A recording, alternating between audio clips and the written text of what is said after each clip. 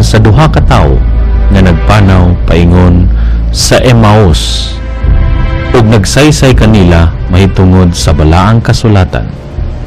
Daw adunay kalayong nagdilaab sulod sa ilang dugan. Word on Fire. Usa ka programa nga makig-uban sa atong adlaw-adlaw nga pagpanaw ni ining kinabuhia aron magahatag kanato giya, lamdag, tubag ug kadasig sa atong mga kaluya. Word on Fire.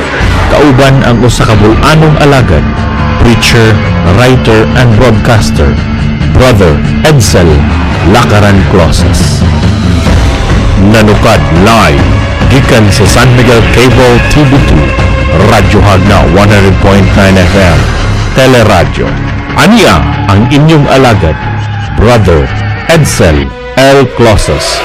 Word on Fire. Sa ngalan sa Mahal, sa Anak, ug sa Espiritu Santo. Amen. Father Almighty, we praise you, we glorify your name. For this another wonderful day, I ask pardon, apology, forgiveness for all our transgressions and trespasses.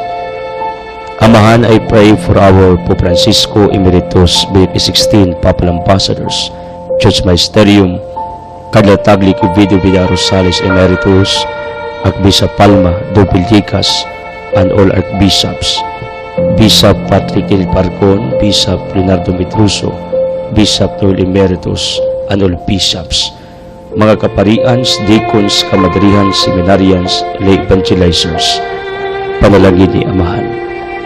Father, I pray for our benefactors, donors, supporters, the people who are working behind of this ministry. Pilok-pilok ang karasyag panalangin, ibu-bu mo ngadto kadila Amahan. Father, I pray for our President Aquino, Vice President Binay, Cabinet members, senators, congressmen, provincial officials, municipal town officials, barangay officials, Department of Justice, Supreme Court. Bless them, guide them, Father, including EEP, PNP. Protect them. I pray also, Father, for our San Miguel Cable Network, Radio Hagna, DTV Cable Ubay, Radio Ubay. You may bless our management with Boss John Daniel and the Board of Directors with Boss Tigaya and their businesses, including the GD Kaligyan Foundation. Father, I pray for our technical in charge, DG Tonton Bunani, our engineering department, linemen, our finance department, collectors, sub-offices, construction workers, as well as our ongoing expansions of this network. Father, I pray that you may bless our satellite ministry, the Cebu Catholic Television Network, with Taydudong Nadaling Chua and the Wishes of Love community. You may bless, Father, Altia Business Center, my loved ones, Alma and Tia, and the rest of my family members. Father, in Jesus Christ, name of Nazareth, I rebuke that cancer, dissolve all curses, infirmities, insufficiency, curse of our poverty, curse of ignorance, hydrocephalus, mental disorder, brain cancer, brain tumor, sakit sa mata, katarata, glaucoma, tridium, sakit sa lunggan, di kanungog, sinusitis, agam sa tila, goiter, laryngitis, tonsillitis, pharyngitis, sakit sa kasing-kasing sa baga, sa apto, sa tayo sa kidney, tasog kariatin, uric acid, leukemia, cancer cells, bugon sa tiyan, intestine problems, na stroke, paralyze, appendicitis, I rebuke you, I dissolve you. Come to the foot of the cross of our Lord Jesus Christ. Get out from each one of us. Veni Sanctis Spiritus. Come, Holy Spirit, enlighten us, empower us, heal us.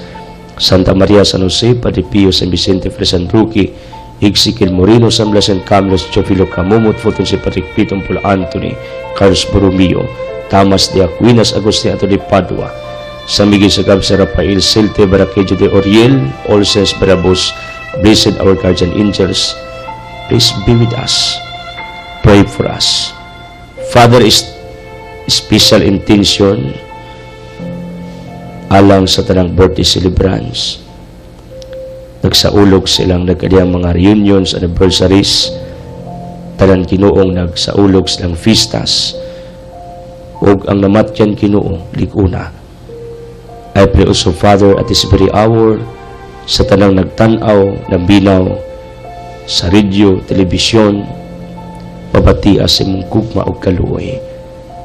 Father, special intention also, please, bless for the expansion and protection of our diverse ministries in the radio, TV, newspapers, internet, magazine, and our new book. In Jesus' name, Amen. Hallelujah. Ang atong ebanghelyo karong adlaw sumala isan Marcos kapitulo 11 bersikulo 11 ngadto og 26. Misulod sa Jesus sa Jerusalem, unya miadto siya sa templo ug mitan-aw sa tibuok palibot niini.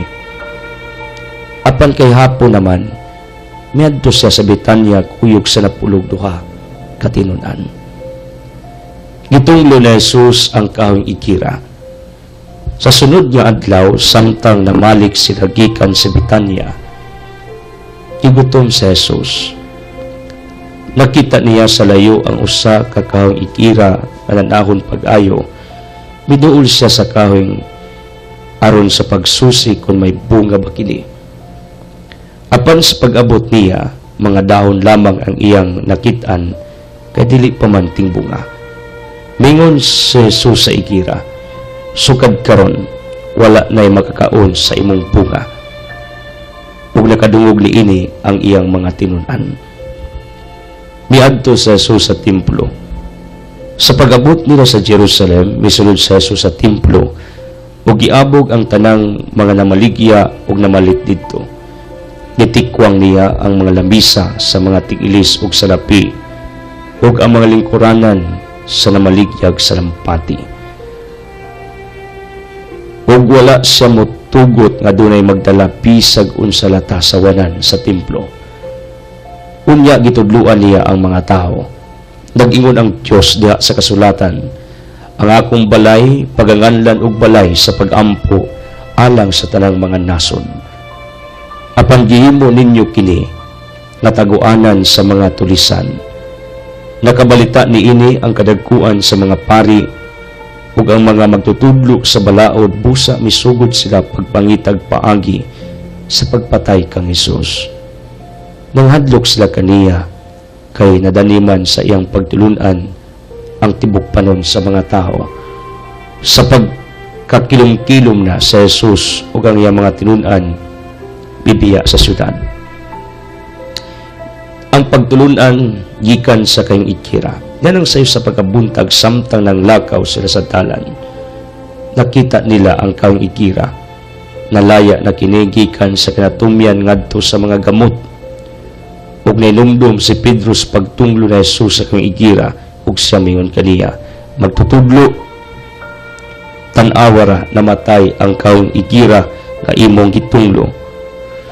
Mingon sa Jesus kanila, salig kamo sa Dios ug timan ikini, makahimo kamo pagsugo nining bungtura, maalsa ka ug maitsa ngadto sa dagat. Kung kamo walay pagduduwa sulod sa inyong kasing-kasing ug nagtuo nga mahimo ang inyong gisulti, mahimo gayud kini. Tungod diini ingon ko kamo, bisag unsang inyong pangayoon diha sa pag-ampo, tuoy nga madawat ninyo kini ug mainyo kayod kini. Inigtindog ninyo aron mag-ampo, kuaduna kamoy kayugot batok kang bisan kinsa, pasaylua una siya aron ang inyong amahan atua sa langit o pasaylo usab kaninyo.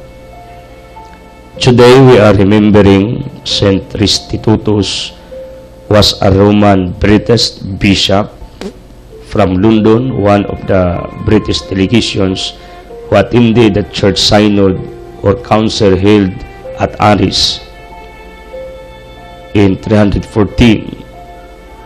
Notwithstanding the debate about the rule of Adelphius, it seems most probable that the identification of Restitutus as Bishop of London was correct. However, no more is known about him, nor about his predecessors and successors in Roman British. His name does not appear in the list of supposed early Archbishop of London that the 16th century historian Chan Stowe attributed Furnish Stowe himself noted this anomaly, and the fact that Restitutus was listed as a bishop and not an archbishop. This effort doubt on the authenticity of the list of archbishop. Later, writers attempted to reconcile the two sources usually by inserting Restitutus into Jocelyn list, either between Hilarius and Gitilinus or after Gitilinus. Mao ni ang nasuwat sa santo nga itong gihandom karon si Saint Restitutus ang naitabo imbis na himong siyang archbishop, he was denied in London. But because of constant research na discovered nila na wala sa maapil sa listas mga archbishops, only a bishop, obispo lang maoy na record ang iyang pagka-arsobispo, wala. If we talk about our bishop, higher in the hierarchy in rank sa obispo, then sunod sa archbishop, cardinal, then sunod sa cardinal, Santo Papa. Unsa may gibilin nga palig-ingnan ni Saint Restitutus, I know for him, this is my reflection for today about this saint, wa sa magmay na lista ba siya archbishop ug wala. Wa sa magmay ana, I'm sure wala. Kiniunta may atong unaw-naon, ma-record man ta sa katilingban atong ipuy-an og dili, para nako it does not matter.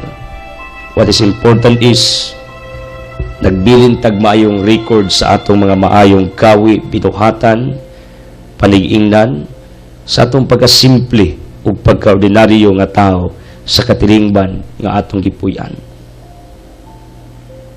Si Saint Restitutus, tibaw kung wa siya mahimong argabyado sa iyang wala pagkalista isip archbishop sa London, pero sigurado ko nga siya happy nga nagtan-aw nga dunay mga tao ka-interesado sa iyang kinabuhi. That's why gi-research ang iyang kinabuhi. Mao galing nakita nga wa day sa ma-record isip archbishop, only a bishop. Kini ang angay nato nga bansayon sa atong kinabuhi. Maghimo tag maayo ngano tungod kay bisan mamatay ta, bisan wa na ta sa pananaw sa mga tao, ang atong mga maayong binuhatan magpabilin ka ng buhi sa kasing-kasing sa mga tao nga atong gibilin ug bisan sa maabot kay henerasyon. Like Saint Restitutus, wa man siya magmain, ituboy siya sa altar, wa siya magmain na ang iyang gipangarap mahimong santo kaubas Ginoo sa langit, because it does not mean nga ang santo kadto rang gikanonize gibutang sa altar. No, daghan kayo mga santos ug santas nga wala maili, not recorded, not canonized, but they are with God at this very hour. Wa itong pangarapon mabutang tas altar or dili, wa na problema. Importante malangita. Then maghimo tag maayo kay bisan wa na ta ang atong mga maayong binuhatan uting kayo na, balikan na, istadihan na ng mga tao magka-interest sa atong mga maayong gibuhat. mauni ang nitabo ni Saint Restitutus. Unang bisyor nga matag adlaw maayo ang atong nahimo. Tarong atong nahimo ngano kay mabutang adlaw nga mga tao sa sunod generasyon magka-interes sa atong mga maayong binuhatan. Ijawat ilang makuha ang maayong palig-ingnan gikan sa atong mga maayong binuhatan. Saint Restitutus iya pinmigampo nga di mi magtinguha, makalnais mi, ma-record ang among pangalan. Ang importante gahimo mi unsay maayo sa kay mayaas Ginoo. Iya pinmigampo Saint Restitutus, labi na kaming naay mga problema, mga sakit, mga pagsulay, kaamong gihambin sa among adlaw-adlaw nga kinabuhi. In Jesus' name, Amen. Hallelujah. By the way, for your interaction, for your different concerns, please text mo 0918-714-8435.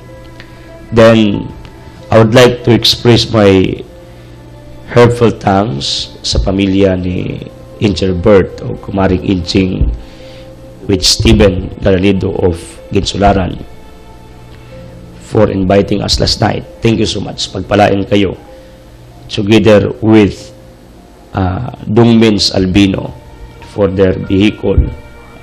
Thank you so much. Dungmin, si Dudong Ugminchi sa Tihiro. O thank you also Taymil o kitang Irene Agaw Chupi o sa tanan for the favor granted para sa atong opisina diri sa San Miguel Compound.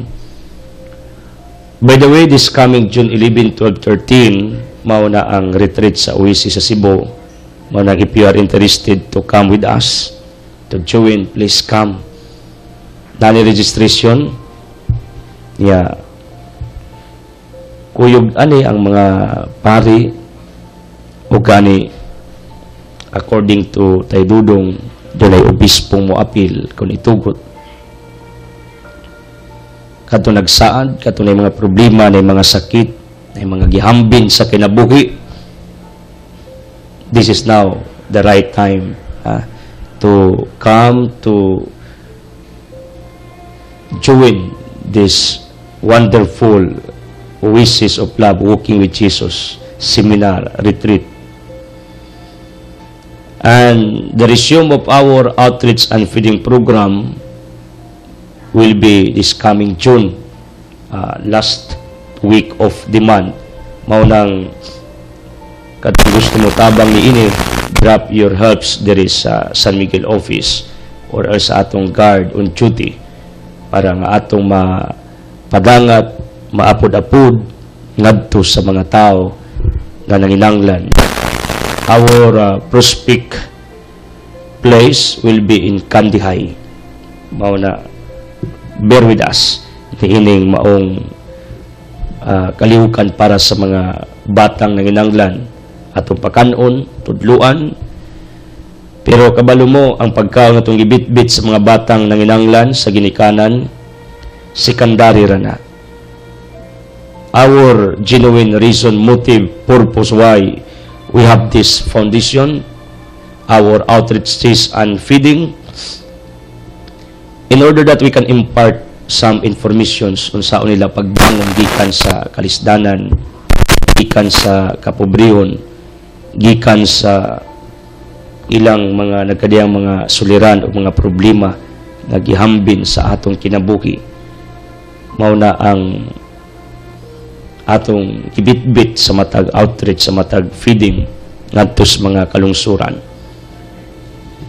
Kay kibaw ko ang pagkaon sa mga bata, dali ra nang mawa, mahanaw, malimtan. Apan ang atong gitudlo magpabili na sa ilang kasing-kasing hangtod silang pagdako, hangtod sa ilang kamatayon. Then doon ako'y libro, if you are interested to read this, inquire at Altia Business Center, 25 inspirational insights to make your soul incredible. Pulos na yung mga insights, mga moral teachings, alang sa paglambo sa atong tasdagsa ka mga kalag. Namasinta na sa atong pagpaningkamot para sa kaluwasan sab sa uban, diha kadinyo magmabungahon kini sa maabot nga mga adlaw for working in different ministries. So, kompleto na ta karon. We have our radio, we have our television, we have internet, we have newspapers, we have our magazine, and recently, we have our book. Ubay-ubay nga mga kopya ni ini atong apod-apod dito sa Diocese of Butuan. Ni adtong niaging simana sa atong mission dito. Mao nang thanks be to God tungod kay nahuman na gyud ang atong libro. By the way, ang Abrao clan nagsaulog ug naghimo sa ilang grand reunion. Nakita nako sila, mga kapamilya ning Nailari Abrao o pahina ato ning igala usab sa atong ministeryo.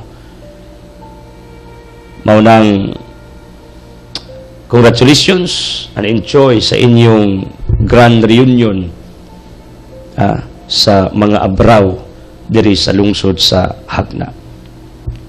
Now, speaking of our gospel, good kini may tungod sa pagtunglo ni Jesus Christ sa kahoy igira, fig tree, a barren fig tree. You know what? I read the commentary of different biblical scholars according to St. Jerome Biblical Commentary, page 46 to 47. Kakining fig tree symbolize sa Israel nga wa mamunga, wa makaproduce og mga maayong butang, mura sila og barren fig tree, kahoy nga igira nga way bunga. Sado pa, instead si Jesus Christ mutunglo sa Israel, ang iyang gipangimungtan ang kahoy. Tawag si Kristo. Mabata na akong libasa ng dogmatic teaching ni Dr. Ludwig Ott. Si Kristo Diyos, pure pong tao, dual natures.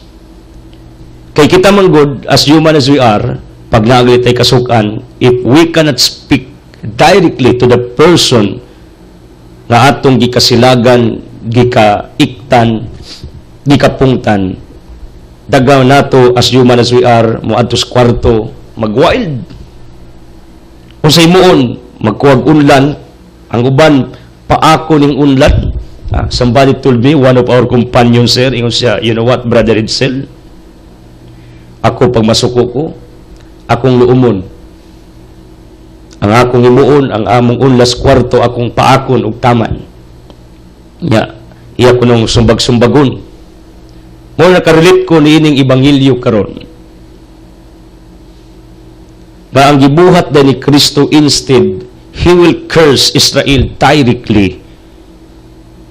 Iyang gipahimungtan ning fig tree, kahoy, nga igira. Ngano? Tungod kay way bunga ang Israel, likewise way bunga ang fig tree. Ang uban pag di gali kasulti ngadto iyang gikasukan, magubog-ubog mo ng mga bana nga di ka prangka sa sawa. Asa padong mag-drugs, asa padong itagbarkada, magubog-ubog, magpapansin, magpadagag motor, way break-break, ala pakusog, dasmag dili dasmag ito aron mahinungas asawa. Ngano? Kay di ka prangkang nga bugho di siya. Di ka prangkang nasuko di siya siyang asawa. Napoy mga asawa nga di ka prangkas bana.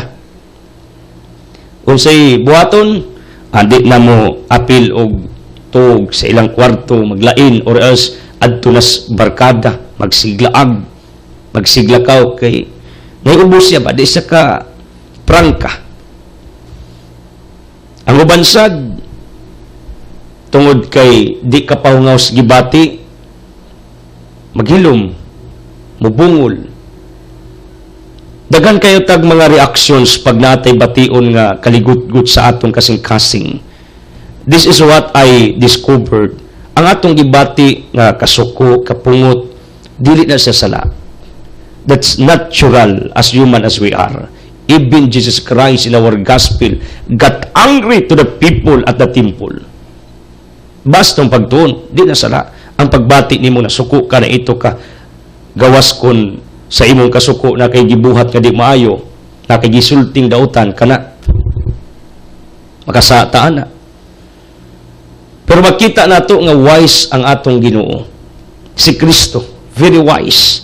Instead iyang tuluhon direktamente ang mga tao sa Israel, wa niya imo ana. Iyang gidivert ang iyang kalagod sa kahoy. Ingana baya kitang mga tao kung natay kaiktan kasukan butang atong paimungtan or else ang property sa tao nga atong gikaitukan kay di man ta kaakog pasipa niya directly iyabang sakyan atong busdutan ng ligid or else iyang mga hayop ato bang hiluan ang iyang tanom ato bang balinag kabaw aron pagpapansin bang na ito ka tilang ka direct tag iya adto kas iyang mga tanom adto kas gitawag nato og mga properties sa tawo nga imong gikaitukan instead tag iya di ba mao man atong reaction as human as we are mao man atong kinaiya mao atong gawi normal na sa matag tao mo gibuhat ni Kristo wise gus Kristo imbis iyang hapakog istorya tong taga Israel kadtong fig tree iyang gibanatan kaya sa kitag bunga. The same with Israel, way bunga. Yung sa ikaw, kay gira, gigutom ko. Jesus was hungry at the time. Now, let's put into scenario nga si Kristo tungod kay tao, batiog kagutom. Do you remember ng iyang mga tinunan uban, iyang mga parinti, miadto galing Kristo? Ngano, kay nangita niya, kay ingog uban na buang daw siya, o giyawaan, ngano tungod kay wa na kaon-kaon si Kristo wa na say panahon sa pag-atiman siyang kaugalingon. So literally speaking posibleng si Kristo gyud gigutom physically as human as he was gigutom siya. Mao ni ang senaryo sa ebanghelyo, mao na nangita siya og pagkaon literal bunga sa fig tree. Kay makaon mang bunga ni ini, yang gustong kanon, prutas. Pero wa man siya nagkita. Now, my question is, ngano kang wa may kaon ang atong Ginoo? One of the reasons, tungod sa kabisi, or else probably, way nagpakaon. Right? So, pa, kiniding tao, gutomon because of many reasons. Ang tao gutomon kay tapuan magdungag or else busy. Wala way time, mamahaw, maniudto mo na mapas mo. But you know what? Nasa mga taong makita na tong hungry, gigutom, starving, because no one feed these people. No one is interested for the foods that they are going to intake sa ilang tasatag sa kakinabuhi. Ang ako ba lang, atong gitanaw ang mga angles, kano si Kristo may kaon, tingali busy, right? Given facts na, according sa Eskriptura. Or else, way nagpakaon nila, way nagatiman.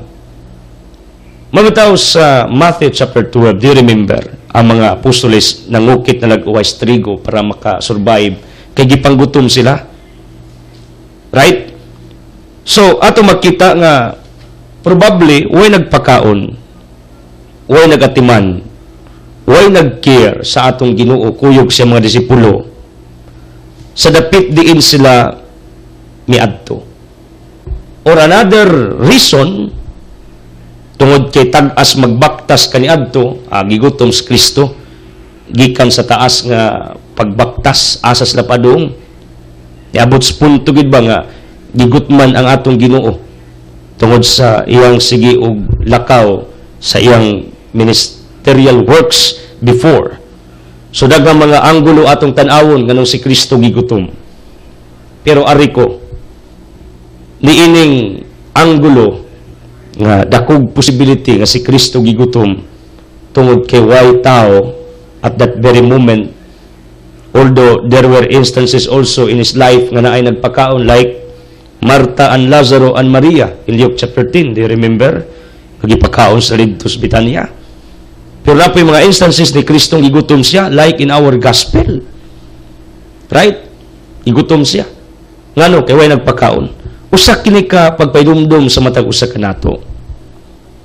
Nga tingali ba na mga tao sa atong palibot, na mga tao sa atong katilingban nga atong gipuy-an nagigutom gyud physically tungod kay wa tay gibuhat ngadto kanila sa ilang mga panginahanglan.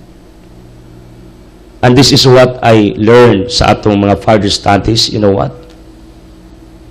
Ang pagkapasmo sa atong isikatao, ang ilang pagkadamage, ang ilang kamatayon, ang ilang pagkamiserable, dako bayata og tulubagon ngadto kanila.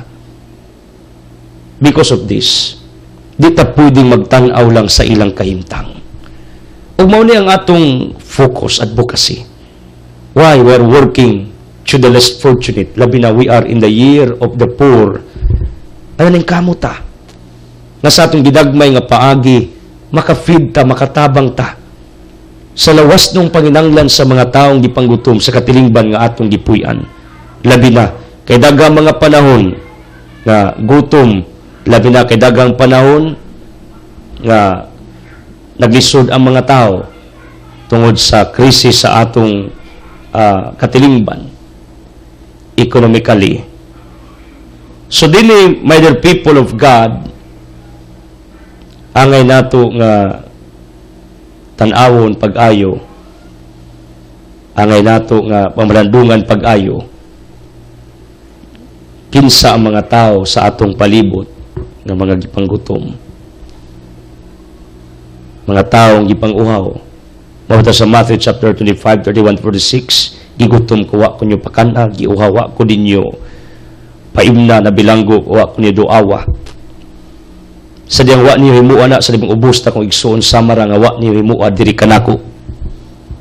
Mao ni ang point ni Kristo. Sa dupa, ang kagutom di ay sa atong Ginoo probably tungod kay way nagpakabana. In the same manner, kini mga taong gipanggutom sa atong palibot, mga taong naglisod, mga tao nga luoy, na di naging kabarog silang kaugalingong mga tiil ba, without your supports, without your helps. Nagantos ni tungod kay wa tay gibuhat ngadto kanila. Mo ni angay itong pamalandungan, dagagigutom sa itong katilingban tungod kay wa tay gihimo. Now, si Kristo gigutom. Mao to nangita sa prutas sa kaong igira. Sa akong pagmamalandong diini, my dear people of God, di lang kagutom ang gibati ni Kristo para siyang tiyan, kundi kagutom sa iyang kasing-kasing, kay nangita siyag mga tao sa Israel, referred sa fig tree. Ang mahayong tao, isip bunga ni ining Israel. Sa dupa, ang kagutom ni Kristo nagdubol, tiyan, heart, pagkaluoy ni Kristo, no? Kung atong tanawon, duha iyang kagutom, kasing-kasing, ug tiyan. And this is what I realize also, that there are people around us who are also hungry, not only in their stomachs, but they are hungry of their hearts. They're hungry of love, care, concern, pagpakabana. Muna na mga tao nga duhay gutom, kasing-kasing, ug tiyan. It was happened to our Lord Jesus Christ. He was hungry physically. His stomach was empty at the time. but not only his stomach, but also his heart. Kaya nangita siya mga tao sa Israel nga magpakabana sa iyaha, magmahal sa iyaha, mutuos iyaha. Kaya sa John 1:11, si Kristo gisalikway mas kagalingon yang tagilungsod, most specifically sa taga-Israel. Gisalikway man siya. Mao nang si Kristo gigutom ang iyang tiyan, gigutom pa ang iyang kasing-kasing. Ug kining na sinati ni Kristo, daghani sa katilingban nga atong gipuy-an. Daghani. Kadulay gutom ang kasing-kasing ug dulay gutom ang tiyan. Si Kristo ingana ang nasinati. And you know what? Our challenge for today's episode, if how we can address these two hungers of human beings around us. Ang kagutom sa ilang kasing-kasing o ang kagutom sa ilang tiyan. You got me? Mao ni ang angay natong pamalandungan. How we can address this? How we can fill up the vacuum of their hearts? Kaya mga taong gigutom sa gugma, pagsabot, pagpangga. And you know what? A miracle took place dito sa Calcutta during Mother Teresa's time. Nga mga tao dito sa Calcutta were not hungry only by material foods. Di lang empty lang stomachs.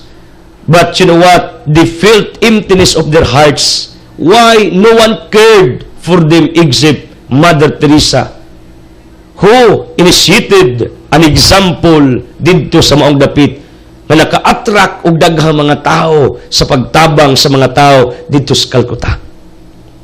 Sa mga tao sa Calcutta during Mother Teresa's time, you know what?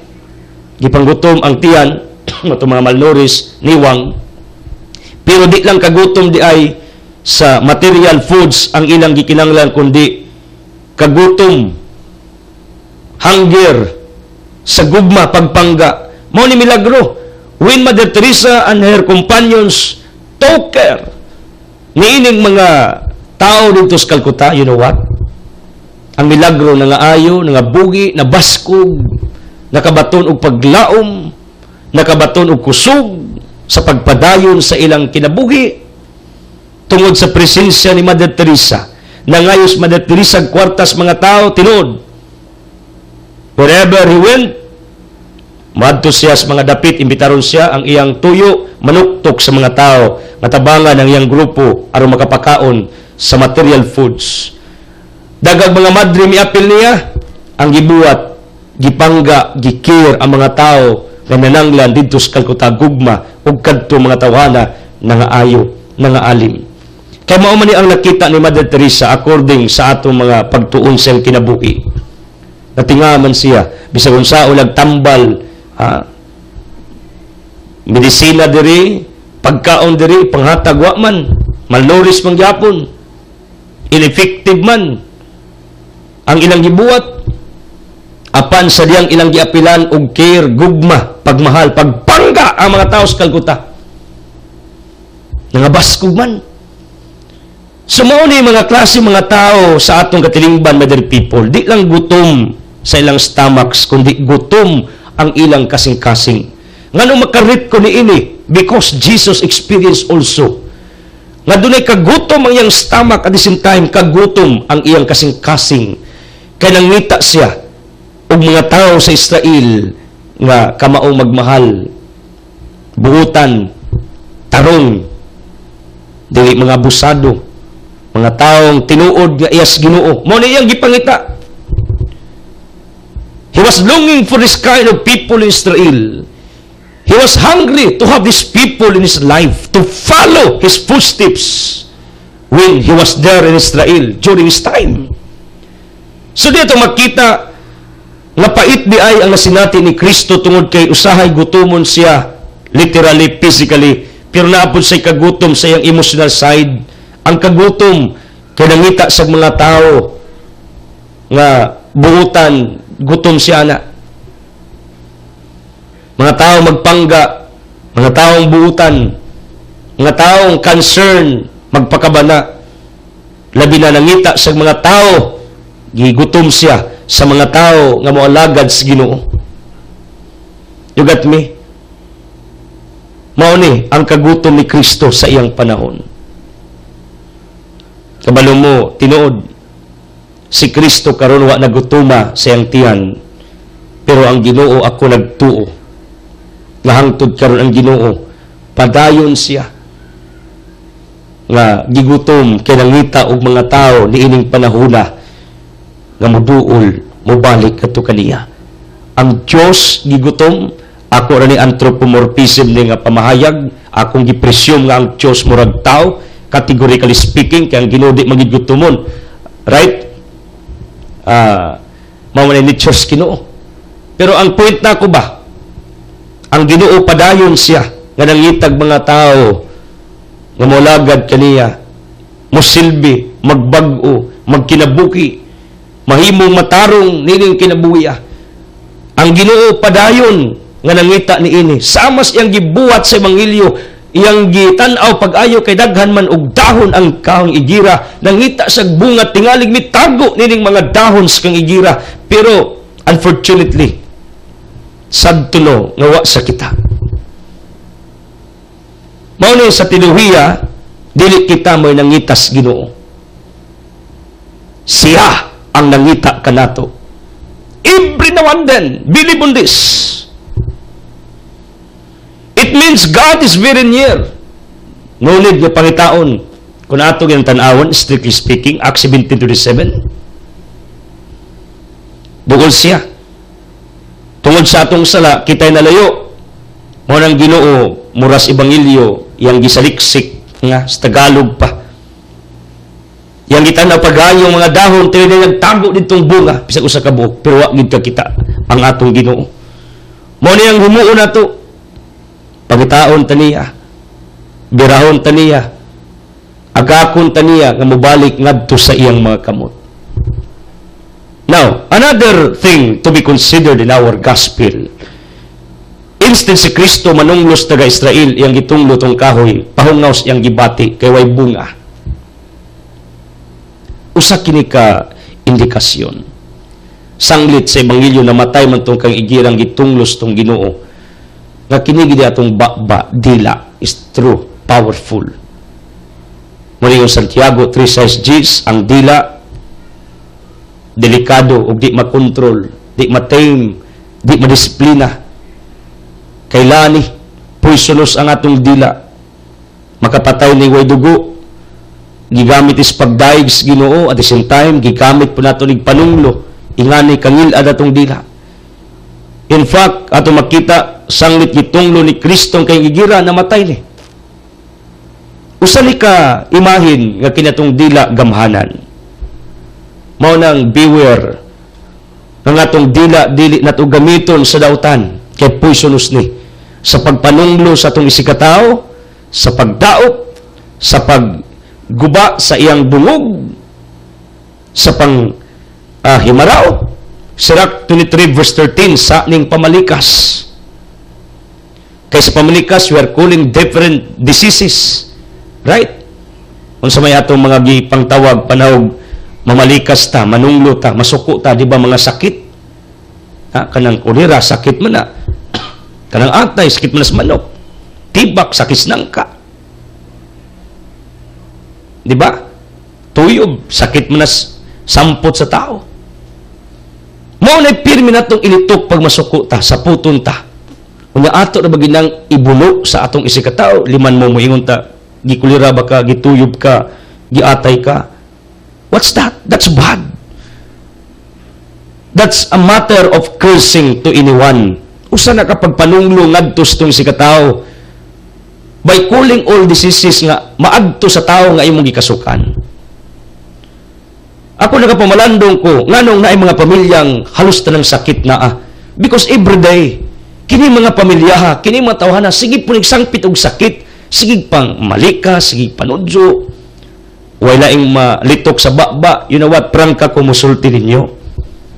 Di ni pakit-cute, tinood man Kay bisan sa ako mismong pamilya sa Alicia, kadungog sa kuani, not like now, at the prison nga medyo kalma na, but before, sus, orimos diri, orimos didto, pamalikas diri, pamalikas didto. Mao nang nay mga pamilya nga pulo sakit. Ngano? Kada istorya yawa, kada istorya buang, kada istorya gikuliraba, giatay. Pulo sakit gisangpit. Mao nang namuyo das balay pulos masakiton. Ngano? Kay ang negative energy tuyok suds balay, kay ang gisangpit pulo sakit, negative. Take note. When God created the whole world, Genesis chapter 1, He used His mouth. You got me? Psalm 33 verse 6, by the power of the mouth of God, by His words, everything existed here on earth according to its order. By using the mouth of God, by using His words. Meaning, ang ato ding mga pulong, ang atong gilitok, gamanan. Gamanan tong dila, believe on this, tinuod na. The proof in the gospel, you know what? Gitunglo ni Kristo ang kahoy instead tao, ang kahoy namatay. Kay kung iya patong gitunglo tong tao, yang gikatubang didtos Israel, delikado.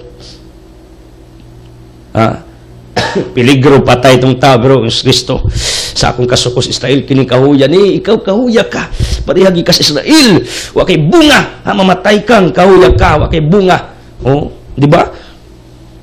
Kita gali ko kana bitang mga retreat sessions nga naay plato daghan diha, baso nya atos usa ka isolated area, punit ng baso niya. Imagine mo ning tawhana imong ibundak ang baso og katong plato nga mosinggit ka sa imong kasuko adtos plato nya, mahulian ka, mohila ka after nga imong napusa tong baso kay na-release ang imong kasuko, kuyog niya tong baso platong gipusa ni mos bungbong. Mo ni tapos ebanghelyo. You got me? Sa pa, kini detong dila gamahanan. Mao nang akong tambag ninyo karong adlaw, pahinumdum ra maning ako aba. Be careful of your mouths. Ngano man tungod kay kada adlaw nagasangpit og sakit. Ang bata luoy kaayo. Ngano? Ang inahan sig ampo Ginoo, tagay tag mayong buot niya akong anak, kung masayop ang anak, inugbuang nga bataa ka. Di ba? Ginoo, tagay mayong lawas akong anak, o masuko, naon sa makang bataa ka, gikulira ba ka? Di ba? Ginoo, ili kas yawa akong anak, o masuko, yawa ba kang bataa ka? Mao na ang bata gatubo, nga naguna-una, gikulira di ko, yawa di ko, buang di ko, mo nang daghang mga tao ron masakiton, mo nang mga tao ron buwan ng una-una, frankly speaking. Muna tao ron gipangyawaan, kay nauna layawa sila, sukad pas pagkagamay, kay maoy bati, maoy tawag sa inahan ug amahan ngadto kaniya. Mo nang ginikanan, beware, ang pagkabidya, ang pagkadaot, ang pagkadamage, ang pagkanotorious, pagka-cruel sa inyong mga anak today. Believe on this, may adlaw ra, paninglan kas Ginoo ni anak.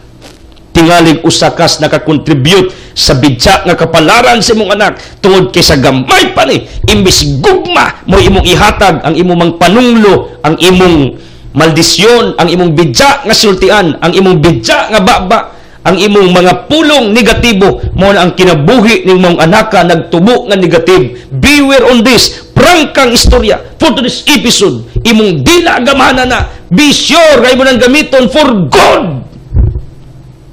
Gamitan na. Di kasi tag pamalikas.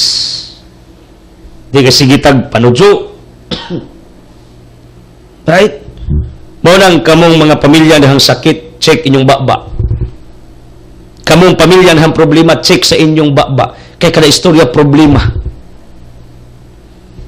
Kada istorya negative. Believe me, once imong ilitok, everything it comes into existence. Ang butang nga imong ilitok mutungha. That's what God did when He created the world. Everything nga iyang isulti, tong langit tungha, tong biton tungha, tungha ang yuta tungha. Right? Now, kinipod ang may tabo, kung atong ilitok ang usa ka butang mutungha. Sakit imong ilitok, sakit mutungha. Pero blessing, panalangin, imong isulti, panalangin mutungha. Tama? Kung negative nga butang imong ipatungha, imo nang isulti mo tungha na. Wa ka kita. Pero mao dinay power sa baba, mo nay powers tong dila. Nya kung positibong butang imong isulti, mutungha na. Everything that you have spoken, it will come into existence. Mutungha na, may tabo na. Mao nang beware sa imong dila, gamahanan ni. Sa sige na kong tuon sa skriptura, sa sige na kong pamalandong, sig ampo, ako mutuo ko nga kining dila gamahanan. Pwede gamito ni pagpatunghag usa ka butang nga maayo, pwede sad gamito ning dila pagpatunghag butang nga di maayo. Muna kini atong dila delikado kaayo. Kay gamahanan ni. Mao nang every day of your life, individual of you, please, I am appealing to all of you at this very hour, speak only positive things. Speak only good things. Speak only wonderful things. Speak only useful things sa inyong kinabuhi. About speaking negative words, sakit, problema, about talking Satan. Because the more you are calling His name, the more siyang powerful mutungha sa imong kinabuhi. Always call Jesus. Ako saludo kayo ko na ubang bitaw madamag. Yawa may sangpiton. Oh, yawa. Panuway. Pero ang ubang gilig madamag, madisgas siya. Jesus, Jesus Maria. Oh, that's good. Ang Ginoo si Maria imong gisangpit. Pero ang ubang basuko kay nadamag, nadisgrasya, yawa may sangpiton, di katawang yawa, di anapog ko. O nang bisyur, ang Ginoo yung sangpiton, panaos yung problema, panaos yung mga pagsulay, panaos mga trahedya, panaon sa atong mga kalisdanan, sangpitang Ginoo, because God will come once you will call His name. But kung masipyat ka ang yawa imong sangpiton, sickness imong sangpiton, di maayo imong sangpiton, it will come also in your midst, in front of you, in your life, individual of you. You got me? Mauna ang angay natong bantayan, nga kini atong dila, gamahanan ni. Kasi tapos, kay gira, namatay. Ngano, tungod kay Waipus. John 15:1-6, ingon si Kristo, ang sangang way bunga, ako ng putlon. Kay wa na pus. Munang pirmi na akong gipainumduman ang katawhan, bear fruits every day. Tungod kay kung tanaw sa Ginoo, nga wa na kay pulos, nagsayang-sayang lakas katambok siyuta, wa na kay bunga, like na kang igira, gipatay sa Ginoo, according to His mouth, according to His words, ngano, kay sayang tong yutang gitamnan, tambok na baon ta, dahon, pero way bunga, gipatay tos tong Ginoo, kay alis daglaing tanom nga pwedeng mamunga. Mao nay tinuod pagtan-aw sa Ginoo, mura tag kay igira wa tay bunga, kay wa tay mayong gibuhat matag adlaw, sige tag pakasa, sige tag himog dautan, like what happened to Hari Ezekias unang Hari chapter 21-15. Ang Ginoo mipatay ni Ezekias, yung Ezekias Ginoo magbag-o ko please. According to unang Hari 20:14, dagagsas Ezekias, yung sa magbag-o ko Ginoo, mamunga na ko, magtinarong ko. Please, ayaw ko patya. Ang Ginoo, sige Ezekias, I will add you 15 years in your existence. Dili ka pamalandong ko. Tanaw sa Ginoong mga mungkas imong isikataw, way bunga, murag fig tree, murag kang igira, patyon tas Ginoo. Meaning, we will be terminated on this earth. We'll die. God will allow death to come to each one of us. Nga naman, wa man tay bunga, wa tay pulos. Tingali nga itong gihasik, pulos lagim, sira panindag syabo, legal, nga negosyo, panglimbong, sobrang patanto, abusado ta, wa tay gimong maayo, mura ta sa fig tree, way maayong bunga, way maayo ba? No one can benefit from our existence. Na ba? Tingali evils lang, mga dautan ray, makuha sa uban tungod nato. Mao na kung wa naglibutang nga atong mahimo para sa itong isikataw, wa na tayo gamit ba, wa na tayo pulos. Then God could not use you anymore, although God will prolong His forgiveness, His patience for you, that is written in 2 Peter 3:9, but time comes, muras fig tree, posible nga kining fig tree, dugar na ninungas itong Ginoo, Kay matupas mga scholars, nagduda sila, kininitabos fig tree.